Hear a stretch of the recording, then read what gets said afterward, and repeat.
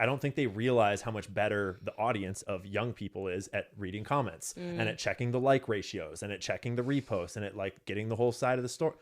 I don't think they realize how much they're failing at this because they actually don't know how to use the medium anywhere near as well as the audience does. And so they're just continually blundering and blundering and blundering. And Douglas Murray and Jordan Peterson are just two examples, but they are stark examples of these sort of like kind of dinosaur-y neocons trying these outdated tactics that really just make you look better.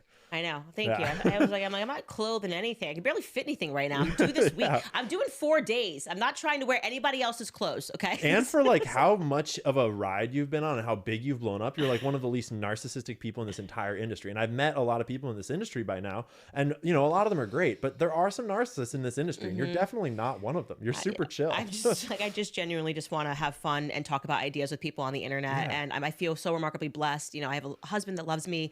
I have children that I'm literally obsessed with. I think they're just like the most adorable people in the world. And I want people to find that happiness. And I really do think that it only comes from not looking to the external world for approval. You know what I mean? Like actually knowing that I have things that can't be taken away from me, and to lay your head in the pillow every night and know that you're just telling the truth. And if you get it wrong, but you have the humility to go back, and I've seen you do this and I do this, and I go, you know what? I said this and that was actually not right. So I want to update that.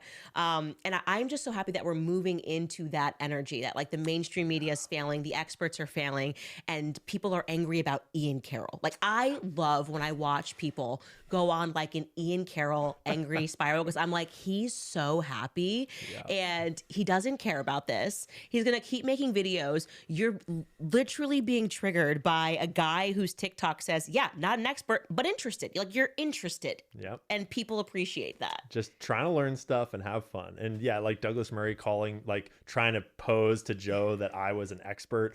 My literal Twitter bio says not an expert in anything but sarcasm. And you're so right that it's water off your back. And you said something really important that I want to highlight, is that when you have like love in your human relationships in your real life with real connections with real people that fill you up every day, the internet is just, you know, a game that you play on your phone, and it does not matter. And I think that unfortunately America is so full of people without love in their immediate life, without real connections, without marriages that are happy, without parental relationships that are happy, that a lot of people actually are missing real human connection. And so the internet becomes this stand-in for human connection.